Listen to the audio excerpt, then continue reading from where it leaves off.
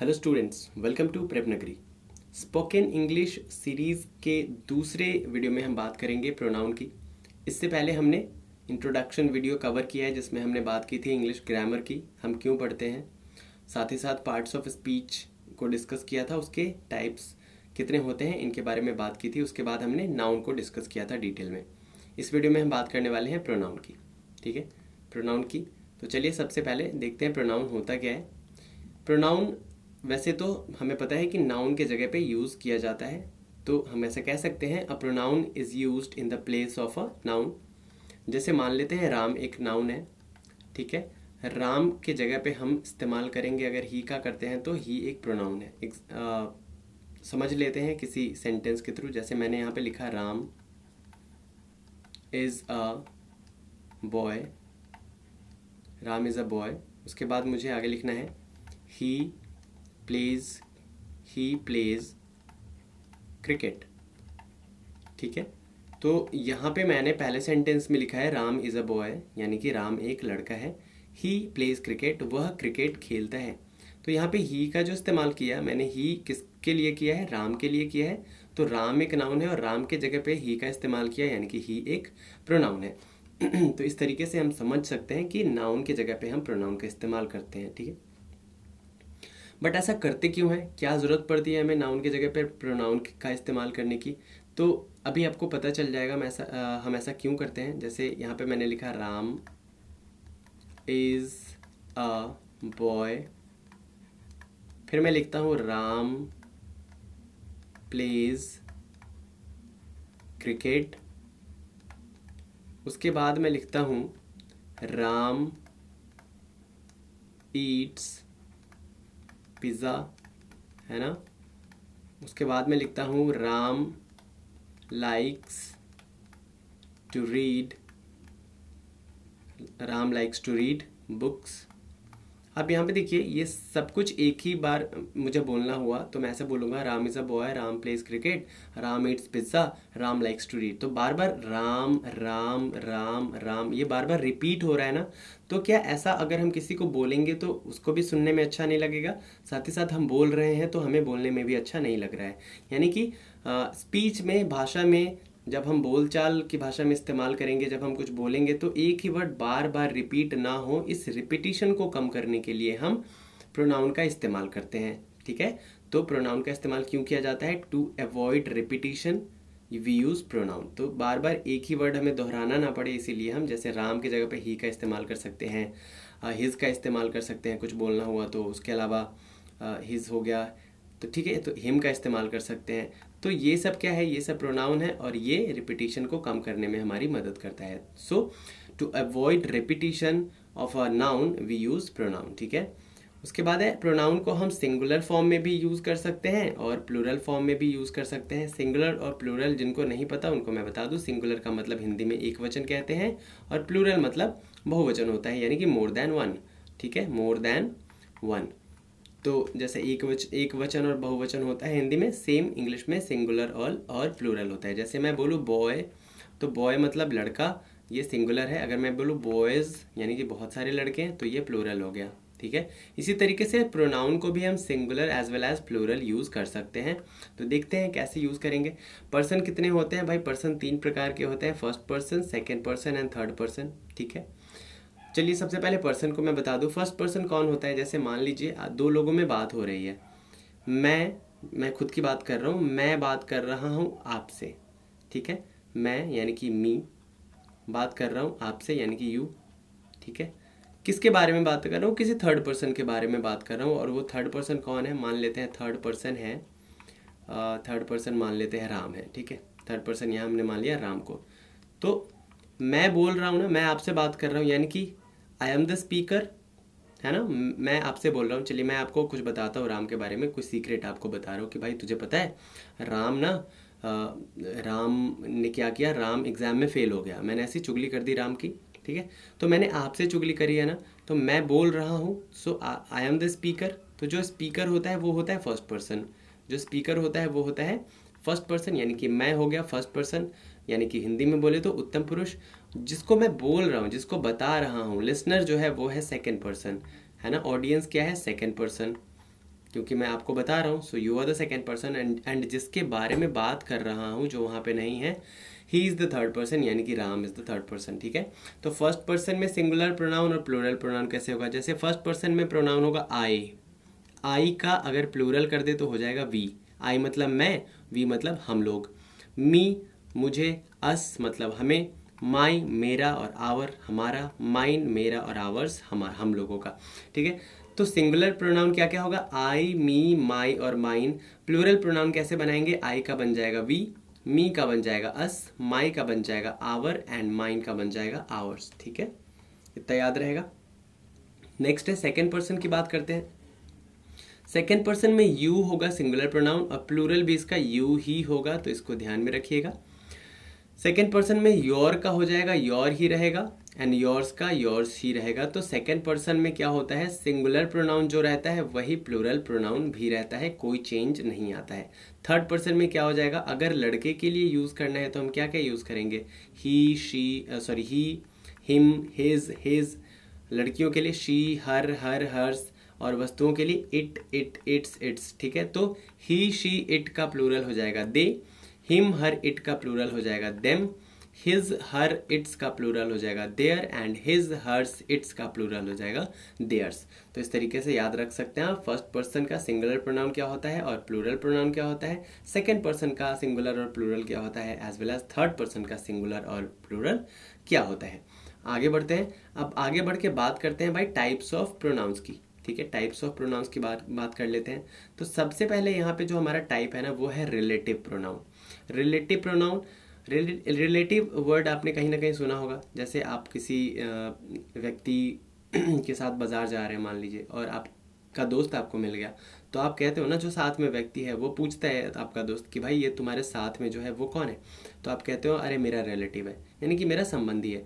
तो ये जो रिलेटिव प्रोनाउन है, रिलेटिव वर्ड बना है रिलेशन से। किससे बना है? रिलेशन से। रिलेशन मतलब होता है संबंध। क्या होता है? संबंध। तो ऐसे प्रोनाउंस जो दो सेंटेंस के बीच में क्या करता है? रिलेशन को शो करता है, रिलेशन दिखाता है, रिश्ते को दिखाता है कि दो सेंटेंस या दो वाक्य के बीच में क्या संबंध है, इसको हम रिलेटिव प्रोनाउंस कहते हैं। ठीक है, relative pronouns are used to relate one part of the sentence to another part of the sentence. ठीक है, तो एक पार्ट से दूसरे पार्ट को जोड़ने का काम क्या करता है? रिलेटिव प्रोनाउन करता है। एग्जाम्पल के थ्रू समझते हैं।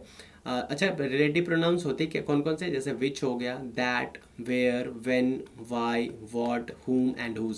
साथ ही साथ ये जो आपको प्रोनाउंस मिलेंगे ना, ये इंटेरोगेटिव में भी कुछ कुछ मिलेंगे, तो ऐसा कंफ्यूज नहीं होना है कि सर ये इंटेरोगेटिव प्रोनाउन है या रिलेटिव प्रोनाउन है। रिलेटिव प्रोनाउन में इसका यूज़ अलग है और इंटेरोगेटिव में इसका यूज़ अलग है, तो इतना ध्यान रखने वाली बात है। ठीक है, एग्जाम्पल पहला लेते हैं। You are honest person, that is why I love you. यहाँ पे सेंटेंस क्या है? You are honest person. एक सेंटेंस तो यहाँ तक हो गया, you are honest person, that is why I love you, एक सेंटेंस यहाँ से हो गया। तो ये जो वाई है ना, वाई, ये हो गया भाई आपका रिलेटिव प्रोनाउन। क्या हो गया? Relative pronoun. साथ ही साथ दूसरा सेंटेंस है, दूसरा example, this is the place, यही वो जगह है, where I found my stolen bag, जहाँ मुझे मेरा खोया हुआ, चुराया हुआ बैग मिला। तो यहाँ पे दिस इज द प्लेस, एक सेंटेंस इधर हो गया, I found my stolen bag, मुझे मेरा चोरी किया गया बैग मिल गया। तो दूसरा सेंटेंस हो गया। इन दोनों के बीच रिलेशन दिखा रहा है ये वर्ड, यानी कि वेयर। तो वेयर जो है ना वो रिलेटिव प्रोनाउन है। कौन सा प्रोनाउन है? Relative pronoun. तो इस तरीके से आप समझ सकते हैं दो सेंटेंसेस के बीच में क्या कर रहा है ये रिलेटिव प्रोनाउन, रिश्ते को दिखा रहा है। ठीक है,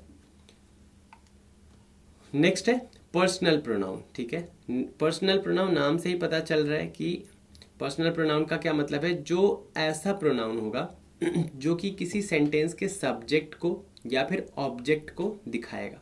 ठीक है, प्रोनाउन दो तरीके का हो सकता है, सब्जेक्ट भी हो सकता है, ऑब्जेक्ट भी हो सकता है ना, ऑब्जेक्ट भी हो सकता है। तो पहले बात कर लेते हैं जो प्रोनाउन सब्जेक्ट की तरह काम करता है। तो the words used as the subject of the verb in a sentence are called personal pronoun. ऐसे प्रोनाउंस जो कि किसी सेंटेंस में सब्जेक्ट की तरह यानी कि कर्ता की तरह काम करते हैं, कर्ता की तरह काम करते हैं। अच्छा, सब्जेक्ट होता कौन है भाई? जो काम कर रहा है वही तो सब्जेक्ट होगा। जैसे I, you, he, she, it, we and they, ये सब पर्सनल प्रोनाउंस है। कैसे हैं? जिनको सब्जेक्ट की तरह यूज़ किया जाता है सेंटेंस में। एग्जाम्पल लेते हैं, समझ में आएगा। My name is Rohan, I am the youngest in the family. मेरा नाम रोहन है। आई एम, ये देखिए आई को मैंने अंडरलाइन किया हुआ है, ठीक है। I am the youngest in the family, यानी कि आई क्या है भाई? सब्जेक्ट है किसका? सेंटेंस का। तो आई कौन सा प्रोनाउन है? पर्सनल प्रोनाउन है, बट एज अ सब्जेक्ट ये काम कर रहा है, ठीक है। उसी तरीके से दूसरा एग्जाम्पल है, this is my brother, he is a teacher. तो ही का इस्तेमाल किसके लिए किया? ब्रदर के लिए किया, सब्जेक्ट के लिए किया। ही इज़ अ टीचर, तो यहाँ पे सब्जेक्ट कौन है? ही। तो सब्जेक्ट भी है और प्लस प्रोनाउन तो ये है ही, ठीक है। तो प्रोनाउन भी है जो कि सब्जेक्ट की तरह काम कर रहा है। अब कुछ ऐसे प्रोनाउंस होंगे जो ऑब्जेक्ट की तरह काम करेंगे, जैसे you, me, him, her, it, us and them. ये भी पर्सनल प्रोनाउंस ही हैं, है ना। ऊपर वाले भी पर्सनल प्रोनाउंस थे, ये भी पर्सनल प्रोनाउंस है, लेकिन इसमें अंतर क्या है कि ऊपर वाला सब्जेक्ट की तरह काम कर रहा था सेंटेंस में, और नीचे वाला ऑब्जेक्ट की तरह काम करेगा। ऑब्जेक्ट यानी कि जिस पे काम करने का फर्क पड़ेगा, ठीक है। जैसे my mother is kind, everybody likes her. तो यहाँ पे लाइक कौन कर रहा है? एवरीबडी। दूसरे लोग आपकी मदर को लाइक कर रहे हैं क्योंकि वो काइंड है, दयालु हैं। तो यहाँ पे हर जो है ना, ये ऑब्जेक्ट की तरह काम कर रहा है। सब्जेक्ट यहाँ पे कौन है? एवरीबडी। तो हर क्या है? हर इज द ऑब्जेक्ट यहाँ पे। उसी तरीके से दूसरा सेंटेंस है, peacock is looking at you. यहाँ पे काम कौन कर रहा है? आप काम कर रहे हैं या पिकॉक काम कर रहा है? ऑब्वियसली पिकॉक काम कर रहा है, तो पिकॉक तो सब्जेक्ट होगा, बट इसका फर्क किस पे पड़ रहा है? इस काम का असर किस पे पड़ रहा है? आप पे, क्योंकि आपको वो देख रहा है। सो यू यहाँ पे क्या है? ऑब्जेक्ट है, प्रोनाउन ही है, पर्सनल प्रोनाउन ही है, बट अब ऑब्जेक्ट की तरह काम कर रहा है, ठीक है। तो इससे क्या समझ में आया कि पर्सनल प्रोनाउन सब्जेक्ट भी होंगे और ऑब्जेक्ट भी होंगे। तो अब देख लेते हैं भाई कि सब्जेक्ट का ऑब्जेक्ट में जब हम कन्वर्ट करेंगे प्रोनाउंस को तो कैसे बनेगा। अगेन हम बात कर लेते हैं, सिंगुलर प्रोनाउन भी इसमें होगा और प्लूरल भी होगा। तो ये तो हम देख ही चुके थे, जैसे first person, second person, third person singular की बात करते हैं। आई सिंगुलर है, तो इसका प्लूरल क्या होगा? हम बात कर चुके हैं, वी होगा, वो पिछले कॉलम में कर चुके हैं। तो यहाँ पे देख लेते हैं कि सब्जेक्ट अगर आई है तो इसको जब ऑब्जेक्ट में बदलेंगे तो क्या बन जाएगा? बन जाएगा मी। सेकेंड पर्सन है यू, सिंगुलर प्रोनाउन का, इसको ऑब्जेक्ट में बदलेंगे तभी भी यू ही रहेगा। ही को बदलेंगे सब ऑब्जेक्ट में तो हिम बन जाएगा, शी का बन जाएगा हर, और इट का बन जाएगा इट, ठीक है। उसी तरीके से प्लूरल प्रोनाउन की बात करें, वी का बन जाता है अस, यू का बन जाता है यू, और दे का बन जाता है देम। तो ये भी आपको याद रखना है, काफ़ी ये आपको काम आने वाला है आगे चल करके। अब नेक्स्ट हमारा जो टाइप है प्रोनाउन का वो है रिफ्लेक्सिव प्रोनाउन। कौन सा? Reflexive pronoun. रिफ्लेक्सिव बना है रिफ्लेक्शन से। किसका? रिफ्लेक्शन से। रिफ्लेक्शन का मतलब होता है प्रतिबिंब। तो जो क्या हो, आप ही की तरह क्या करे, आपकी तरफ रिफ्लेक्ट करे चीज़ों को। मैंने गलत लिख दिया रिफ्लेक्शन की स्पेलिंग। जो आपके तरफ रिफ्लेक्ट करे चीज़ों को उसको रिफ्लेक्सिव प्रोनाउंस कहते हैं। जैसे myself, yourself, himself, herself, itself, ourself, yourself and themself. तो जहाँ पे सेल्फ लगा रहे और सेल्व्स लगा रहे, तो सेल्फ सिंगुलर है, प्लूरल बनाएंगे तो क्या बन जाता है? ये सेल्व्स बन जाता है। तो जहाँ पे ऐसे सेल्फ या सेल्व्स लगा रहे उसको समझ जाएंगे कि रिफ्लेक्सिव प्रोनाउन है। इसका इस्तेमाल कैसे करते हैं सेंटेंस में पता चलेगा। तो दे रेफर, यानी कि reflexive pronoun refer to a person और एनिमल और things that is the subject of the verb. तो जो सेंटेंस में सब्जेक्ट की तरह काम करता है उसी को रेफर करता है, उसी को शो करता है क्या? Reflexive pronoun. Example, I made this cake my self. मैंने यह केक खुद से बनाया है। तो माई सेल्फ किसके लिए इस्तेमाल कर रहा है भाई? आई के लिए, मैं अपने लिए इस्तेमाल कर रहा हूँ। मैंने यह केक खुद ही बनाया है। तो माई सेल्फ रिफ्लेक्सिव प्रोनाउन हो गया, है ना, जो कि रिफ्लेक्ट कर रहा है आई को, यानी कि सब्जेक्ट यहाँ पे आई है। उसके बाद है next, be careful with the knife you will cut your self. चाकू से सावधान रहो वरना तुम खुद को काट लोगे, है ना, खुद को काट लोगे। तो you will cut your self, your self यहाँ पे रिफ्लेक्सिव प्रोनाउन है, एंड यू को ये क्या कर रहा है? रिफ्लेक्ट कर रहा है। यू हमारा सब्जेक्ट है, ठीक है। तो किसी भी सेंटेंस का जो सब्जेक्ट रहेगा उसको जो प्रोनाउन रिफ्लेक्ट करेगा उसको हम रिफ्लेक्सिव प्रोनाउन कहेंगे, ठीक है। तो अब समझ लेते हैं कि किस सब्जेक्ट के लिए कौन सा रिफ्लेक्सिव प्रोनाउन हम यूज़ करते हैं। जैसे यहाँ पे सिंगुलर है, ये सिंगुलर ऑब्जेक्ट है और रिफ्लेक्सिव प्रोनाउन है। तो ये हमने जैसा पहले डिस्कस किया कि आई जो सिंगुलर सब्जेक्ट है इसका ऑब्जेक्ट क्या होगा? मी। तो चाहे आई के लिए इस्तेमाल करना हो या मी के इस्तेमाल के लिए इस्तेमाल करना हो, रिफ्लेक्सिव प्रोनाउन क्या रहेगा? My self. यू चाहे सब्जेक्ट हो चाहे यू ऑब्जेक्ट हो, इन दोनों के लिए रिफ्लेक्सिव प्रोनाउन रहेगा योर सेल्फ। थर्ड पर्सन की बात करें तो ही का होता है ऑब्जेक्ट हिम, और हिम के लिए इस्तेमाल करते हैं हिमसेल्फ, या ही के लिए इस्तेमाल करते हैं हिमसेल्फ। शी और हर के लिए इस्तेमाल करते हैं हर सेल्फ का। इट और इट के लिए इस्तेमाल करते हैं इट सेल्फ का। अब बात करते हैं प्लूरल सब्जेक्ट ऑब्जेक्ट की, तो वी है प्लूरल सब्जेक्ट, तो वी का प्लूरल ऑब्जेक्ट अस होता है, और इसके लिए जो रिफ्लेक्सिव प्रोनाउन यूज करते हैं वो करते हैं आवर सेल्फ्स। सेम यू का यू ही रहेगा और यहाँ योर सेल्व्स हो जाएगा। दे का देम रहेगा और देम सेल्व्स हो जाएगा। दे का देम रहेगा और देम सेल्व्स हो जाएगा, और दे का देम रहेगा और देम सेल्व्स हो जाएगा। तो इतना याद रखिएगा। अब बात करते हैं इंटेरोगेटिव प्रोनाउन की। इंटेरोगेटिव वर्ड जो बना है ना, इंटेरोगेटिव, ये बना है इंटेरोगेशन से। इंटेरोगेशन का मतलब होता है पूछताछ। इंटेरोगेशन का मतलब क्या होता है? पूछताछ। तो ऐसे प्रोनाउंस जिसका इस्तेमाल हम क्वेश्चंस को पूछने के लिए करते हैं, उन प्रोनाउंस को हम इंटेरोगेटिव प्रोनाउंस कहते हैं। The word who, whom, whose, what and which are called interrogative pronouns. These pronouns are used to ask questions. तो questions पूछने के लिए इन pronouns का इस्तेमाल हम करते हैं।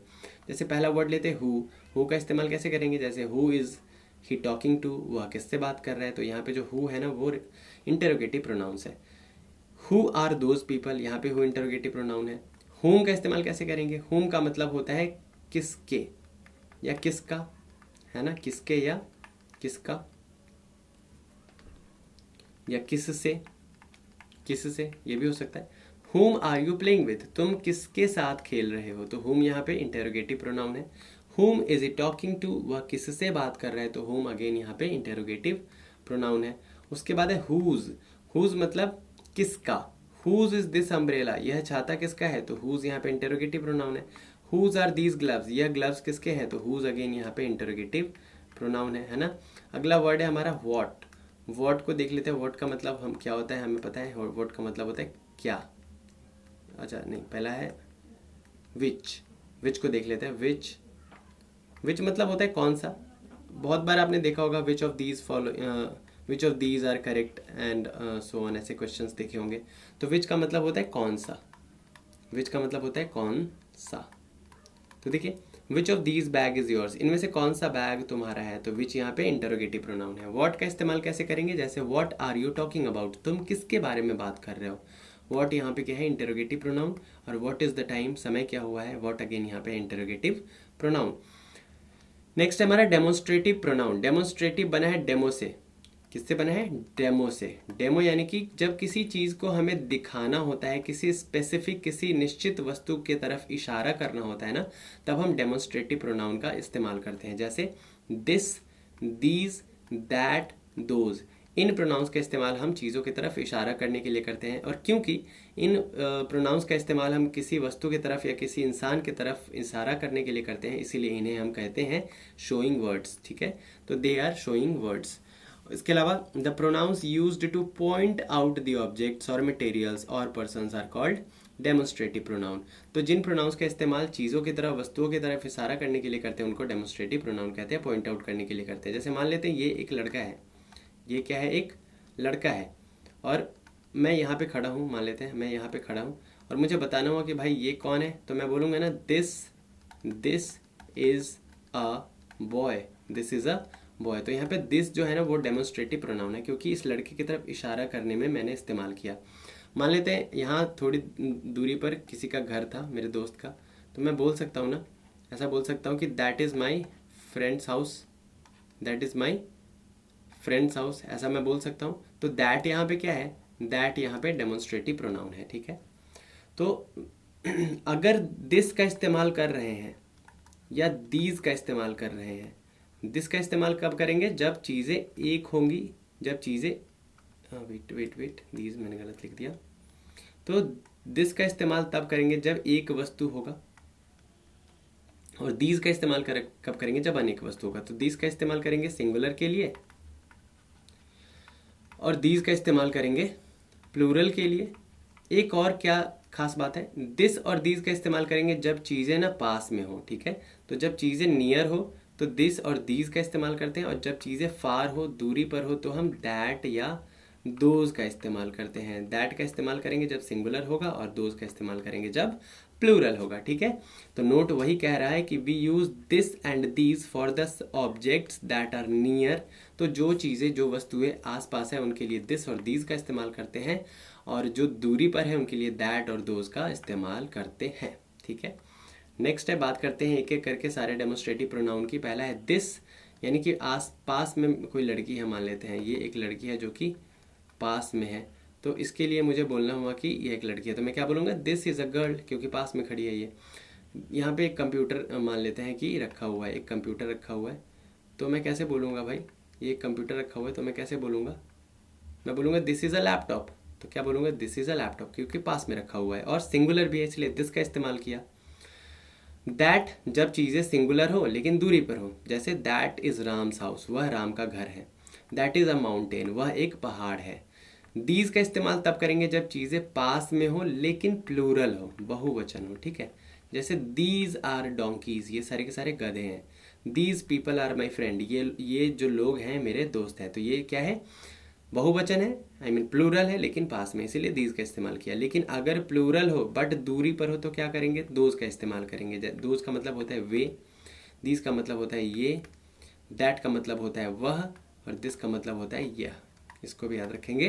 तो दोज का इस्तेमाल कब करेंगे, जब चीज़ें प्लूरल हो, साथ ही साथ दूरी पर हो, फार हो। तो जैसे दोज आर गुड्स, वे क्या हैं, बकरियां हैं। दोज पीपल आर ऑनेस्ट, वे लोग ईमानदार हैं।